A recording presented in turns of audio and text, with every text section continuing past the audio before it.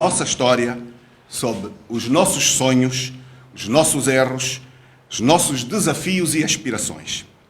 É o dia da assinatura do terceiro documento pré-constituinte da República de Angola, o Memorando do Entendimento de Luena.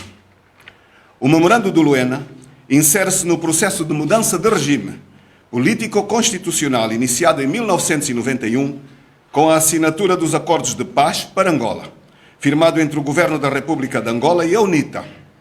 Complementou o Protocolo de Lusaka, um conjunto de 10 anexos aos Acordos de Paz, assinados em novembro de 1994, pelos subscritores dos Acordos de Paz sob mediação formal da Organização das Nações Unidas, representada por Aliune Blondambey, representante especial do Secretário-Geral da ONU em Angola, e na presença dos representantes dos governos de Portugal, dos Estados Unidos e da Federação Russa, que participaram nas negociações na qualidade de promotores, observadores e garantes do processo de mudança do regime de partido único para o regime democrático. Esta mudança é que constitui o cerne do processo de paz. É um processo político-constitucional e não apenas um processo militar. O objetivo desses dois últimos documentos foi estabelecer os princípios e as modalidades para se concluir a implementação dos Acordos de Paz para Angola, assinados em Lisboa em 31 de maio de 1991, garantir o funcionamento regular e normal das instituições resultantes das eleições realizadas nos dias 29 e 30 de setembro de 1992, e para se instaurar uma paz justa e duradoura no quadro de uma verdadeira e sincera reconciliação nacional, tendo em mente também as pertinentes resoluções do Conselho de Segurança da ONU. A paz que vivemos e celebramos em abril de 2002, porém, não é ainda a paz justa e duradoura, intencionada pelos negociadores da paz de Bicesse, nem pelos nossos mais velhos e primeira geração dos patriotas que combateram pela liberdade, pela independência e pela dignidade dos angolanos, numa Angola pós-colonial.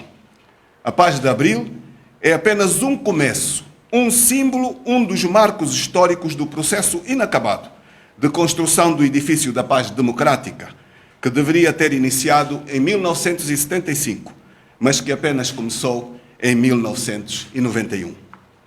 Por isso, saudamos e prestamos uma justa homenagem a todos os patriotas que deram as suas vidas pela liberdade e pela paz em Angola.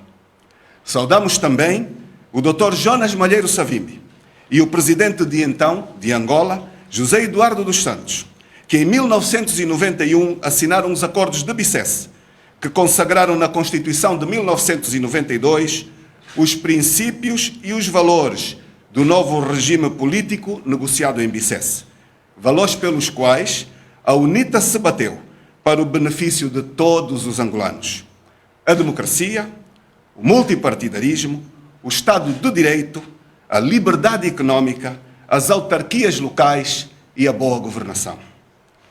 Compatriotas e amigos, o fratricídio entre os angolanos começou, infelizmente, antes da independência e agudizou-se na violação dos Acordos de Alvor. A democracia foi sufocada por décadas e o Estado de Direito foi pisoteado de tal forma que hoje, dia da paz, Angola não está em paz efetiva. Angola não tem ainda a paz dos corações, porque a paz de abril foi utilizada pelos poderes constituídos para atentar contra a paz democrática, cujo arcabouço começou a ser erigido em 1991. A paz democrática exige que Angola pare com a guerra em Cabinda e inicie imediatamente um diálogo. A democracia tem formas de solucionar reivindicações regionais, históricas ou sociais, no quadro do Estado unitário de Angola. É preciso parar com a guerra e dialogar. Não se pode celebrar a paz em Luanda enquanto se faz guerra em Cabinda. Não se pode celebrar a paz no Cunene e ativar bazucas e morteiros contra cidadãos no Cafufo, ou em outros lugares só por pensarem diferente. Nas democracias, o Estado e os cidadãos são parte da mesma realidade, porque os cidadãos são o substrato humano do Estado. O Estado não é inimigo dos seus cidadãos, e os cidadãos não atentam contra si próprios ou contra o seu Estado. A reconciliação que Abril celebra não se deve limitar à reconciliação entre o Estado do MPLA e a UNITA. Deve ser reconciliação nacional. A nação angolana é bem mais ampla do que subscritores dos acordos de paz. É preciso tomar medidas mais corajosas e consensuais para se concretizar a reconciliação entre o Estado angolano e as vítimas do fratricídio do 27 de maio e entre os membros das fações do MPLA que utilizaram o Estado para ofender gravemente os direitos humanos de milhares de cidadãos que, por sinal, eram correligionários do mesmo partido-Estado. O Estado angolano precisa de se reconciliar igualmente com as vítimas do fenómeno da Sexta-feira Sangrenta, com as vítimas do massacre do Monte Sumi e com todos os outros grupos sociais que sofreram as amarguras da exclusão e da violação brutal e pré-ordenada dos seus direitos fundamentais, só por não se submeterem à ditadura do partido-Estado. A paz não pode estar desligada da democracia e do respeito pelos direitos humanos, porque ela surge como consequência de um acordo para a mudança de regime político, de ditadura do proletariado para a democracia multipartidária. De facto, a democracia política, económica e cultural, a reconciliação nacional, a justa distribuição da riqueza nacional entre o poder central do Estado e o poder autónomo das autarquias locais, ou entre os diversos povos e micronações que constituem Angola, bem como o exercício do poder político nos limites da Constituição e da lei, como fundamentos da paz, continuam por cumprir.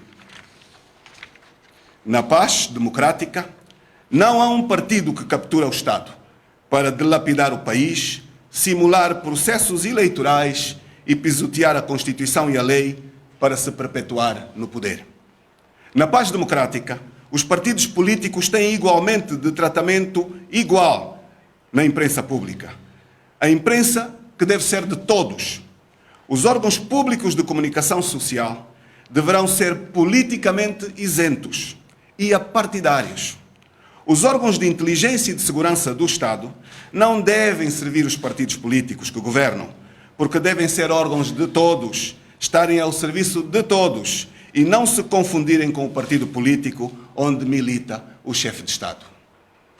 Na nossa paz democrática, o Presidente da República deve ser o símbolo da unidade nacional e não da unidade partidária.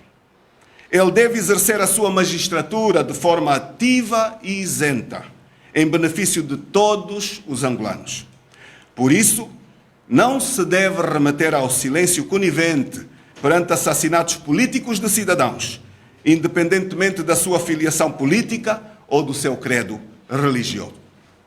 Na paz democrática, não há poderes absolutos e imunes à fiscalização, nem há titulares de órgãos públicos que sejam irresponsáveis perante os seus atos.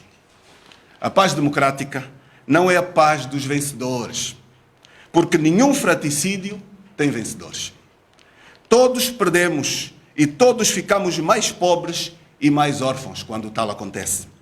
A paz democrática é a paz fundada em Bicesse em 1991, reafirmada em Lusaka em 1994 e mais tarde no Luena em 2002. A paz democrática deve continuar a ser construída todos os dias por cada um de nós. Prezados compatriotas, há hoje uma nova geração de patriotas dispostos e disponíveis para construir a verdadeira paz, pronta para continuar o trabalho de construção do edifício inacabado da paz democrática. O grande desafio que se coloca diante desta geração de patriotas é resgatar o Estado que foi capturado pela oligarquia, que subverteu a democracia e institucionalizou a corrupção e a impunidade. Esta geração de reformadores e patriotas anónimos e silenciosos está espalhada pelo país, a maioria dos quais não tem filiação político-partidária. A voz é o apelo para que se não deixem distrair por processos tímidos e insuficientes de revisão constitucional, nem por processos judiciais seletivos, que visam transmitir a ideia de que o regime mudou, porque não mudou. O regime é o mesmo, as práticas são as mesmas, os abusos são os mesmos, os métodos subversivos são os mesmos e, em alguns casos, são mesmo ostensivos e insensíveis à dignidade humana.